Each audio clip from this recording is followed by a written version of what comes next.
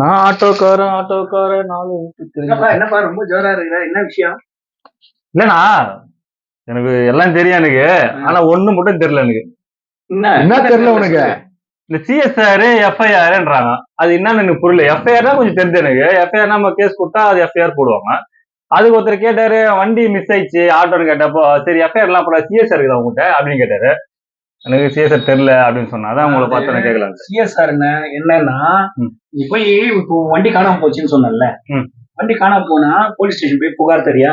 ஆமா, புகார் கொடுக்கணும்ல. புகார் கொடுத்த உடனே அந்த புகார் நீ கொடுத்தன்றது எப்படி தெரியும்? அதுதான் சிஎஸ்ஆர். போலீஸ் என்ன பண்ணுவாங்கன்னா, உங்களுடைய புகாரை ஏத்துக்கிட்டு அதுக்கு உண்டான ஒரு ரிசிப்ட கொடுப்பாங்க. அதுதான் கம்யூனிட்டி சர்வீஸ் ரெஜிஸ்டர் சொல்லுவாங்க. அதுதான் சிஎஸ்ஆர். அதாவது உங்களுடைய புகாரை நாங்க ஏத்துக்கிட்டோம், இந்த போலீஸ் ஸ்டேஷன்ல ஏத்துக்கிட்டோம், இன்னார் மேல நீ புகார் கொடுத்திருக்கிற, இந்த வண்டி காணாம போச்சுன்னு புகார் கொடுத்திருக்கன்றத அந்த சிஎஸ்ஆர்ல தான் தெளிவா சொல்லுவாங்க. அந்த சிஎஸ்ஆர்ல அதுக்கு ஒரு நம்பரும் கொடுத்திருப்பாங்க. அதுதான் கம்யூனிட்டி சர்வீஸ் ரெஜிஸ்டர். சிஎஸ்ஆர்னா அதுதான். புரியுது, ஆனா கொஞ்சம் புரியல. என்ன புரியல சொல்லு. இப்போ சிஎஸ்ஆர் போதுமா நம்மளுக்கு? எஃப்ஐஆர் தேவையில்லையா? அப்படி இல்லப்பா. அதாவது அவர் சார் சொன்னது, சிஎஸ்ஆர் நீ முதல்ல போய் புகார் கொடுக்கறல்ல, ஏதாவது அரசு வந்து அலுவலகத்துல போயிட்டு ஒரு மனு கொடுத்தா உனக்கு என்ன கொடுப்பாங்க? ஆமா, மனு கொடுத்தா ஒரு ரிசிப்ட் ஒன்று கொடுப்பாங்க. அதுக்கப்புறம் தான் வந்து அது கொடுப்பாங்க. இப்ப நீ மனு இந்த தேதியில கொடுத்துருக்க, ஆமா, இதுக்காக கொடுத்துருக்கன்றதுக்கு ஒரு அட்டாச் கொடுப்பாங்கல்ல. ஆமா கொடுப்பாங்க. பேங்க்ல கூட வந்து அதே போலதான் இது வந்து காவல் நிலையத்துல போலீஸ் ஸ்டேஷன் போய் புகார் கொடுத்ததுக்கான ஒரு அத்தாட்சி, அதுதான் சிஎஸ்ஆர். போலீஸ்காரங்க என்னோட ஏத்துக்கிட்டு உனக்கு ஒரு கொடுக்குற இந்த கம்யூனிட்டி சர்வீஸ் ரெஜிஸ்டர், அது பேரு சிஎஸ்ஆர். இதை வச்சு என்ன பண்ண முடியும் நம்ம? அதுதான் உனக்கு பேசிக்கே.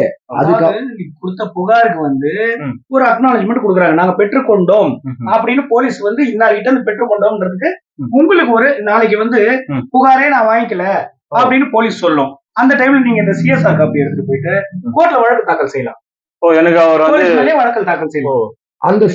அந்த சிஎஸ்ஆர்லயே உங்க மனுவை யார் எடுத்துக்கிட்டாங்க, உங்க புகார் யாரு வாங்கினாங்களோ அந்த போலீஸோட டீடைல்ஸ் எல்லாமே இருக்கும். எஸ்ஐ டீடைல்ஸ், யார் விசாரிக்கிறாங்க உட்பட.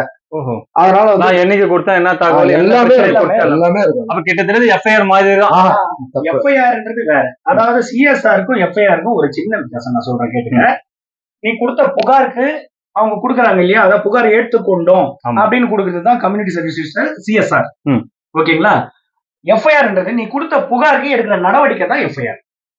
நடவடிக்கை இந்த சென்ஸ் வந்து இந்த சிஎஸ்ஆர் தான் உங்களோட நீங்க கொடுத்த புகார் சம்பந்தமாக இரு தரப்புதாரரையும் அழைத்து விசாரணை செய்து, விசாரணையில நீங்க கொடுத்த புகார் நியாயமா இருக்கு அப்படின்னு பட்டும்போது அதை வந்து அந்த முதல் தகவல் அறிக்கை தாக்கல் செய்வாங்க, முதல் பதிவு செய்வாங்க. அந்த முதல் தகவல் அறிக்கை தான் எஃப்ஐஆர். அது எஃப்ஐஆர் போட்டாங்கன்னா, நான் பெயிலபிள் செக்ஷன்ஸ் போட்டிருந்தாங்கன்னா நீங்க கொடுத்த மனுவின்படி அவங்கள ரிமாண்ட் பண்ணுவாங்க. அப்படி இல்லாத பட்சம் இப்ப நீங்க எதுக்காக அந்த எஃப்ஐஆர் கேட்டீங்க? உங்க ஆட்டோ ஆட்டோ தொலைஞ்சதுக்கு வந்து எஃப்ஐஆர் போடுவாங்க. இந்த நேரத்துல இந்த மாதிரி ஆயிடுச்சு, டைரக்டா சிஎஸ்ஆர் கூட போட மாட்டாங்க. இந்த மாதிரி தொலைஞ்ச விஷயத்துக்கெல்லாம் டைரக்டா எஃப்ஐஆர் கூட போடலாம். இன்சூரன்ஸ் காரன் கேட்டுட்டே என்ன சிஎஸ்ஆர் அது கொடுங்க, எனக்கு எஃப்ஐஆர் கொடுங்க பரவாயில்ல. அதாவது நீ கொடுத்த புகாருக்கு எனக்கு சிஎஸ்ஆர் வேணும்னு நீ கேட்டு வாங்கிக்கணும். அதாவது அவங்க கொடுக்கணும், அதோட வந்து விதிமுறைகள். ஆனா சில இடத்துல வந்து போலீஸும் கொடுக்காமையோ விடும். அதை வந்து நீ தான் கேட்டு வாங்கணும். நான் கொடுத்த புகாருக்கு எனக்கு அத்தாட்சி கொடுங்க, தைரியமா கேட்கலாம். போலீஸ் உரிமை அது. நீங்க புகார் கொடுக்குறீங்க, நீங்க சிஎஸ்ஆர் கேட்டுதானே ஆகணும். இப்ப அந்த இன்சூரன்ஸ் காரன் கேட்கறான், சிஎஸ்ஆர் அவரு ஏன் கேட்கிறாரு இன்சூரன்ஸ் காரர்னா, முதல்ல அதை பேஸ் பண்ணி தான் இவன் இந்த நேரத்துல கம்ப்ளைண்ட் கொடுத்தானா, அதுக்கப்புறமா தான் அவங்க எஃப்ஐஆர் போடுவாங்க. எஃப்ஐஆர் போட்ட பிறகுதான் 90 நாள், அதாவது 3 மாசத்துக்கு கிடைக்காத பட்சத்துல நான் ட்ரேசபிள் கொடுப்பாங்க உங்க இதுக்கு. அதெல்லாம் ஆட்டோ வந்து அந்த இன்சூரன்ஸ் கிளைம் பண்ற ப்ராசஸ் கண்டுபிடிக்க முடியல. ஆமா, நாங்க தேடணும், 90 நாளா வந்து எங்களுக்கு கண்டுபிடிக்க முடியல, அதனால உங்களுக்கு வந்து நான் ட்ரேசபிள் சர்டிபிகேட் ஒன்று கொடுப்பாங்க. என்னால ட்ரேஸ் பண்ண முடியல அப்படின்னு கொடுத்தாங்கன்னா, இதுவும் சிஎஸ்ஆரும் உங்களோட புகாரு மற்றும் எஃப்ஐஆர் இது எல்லாத்தையும் எடுத்துட்டு போய் இன்சூரன்ஸ் கம்பெனில கொடுத்தீங்கன்னா உங்க ஆட்டோக்கு உண்டான கிளைம் வந்து அவங்க கொடுத்தாங்க. இதுல இப்ப புரிஞ்சுதா? சிஎஸ்ஆருக்கும் எஃப்ஐஆருக்கும் வித்தியாசம் புரிஞ்சுதா? நல்லா புரிஞ்சுச்சு. இத 4 பேருக்கு சொல்லி நீங்க புரிய வைங்க. ஆட்டோ எடுக்கிறோம், ஆட்டோல வர எல்லா பேசஞ்சர்கிட்டயும் இந்த மேட்டர் நான் சொல்றேன்.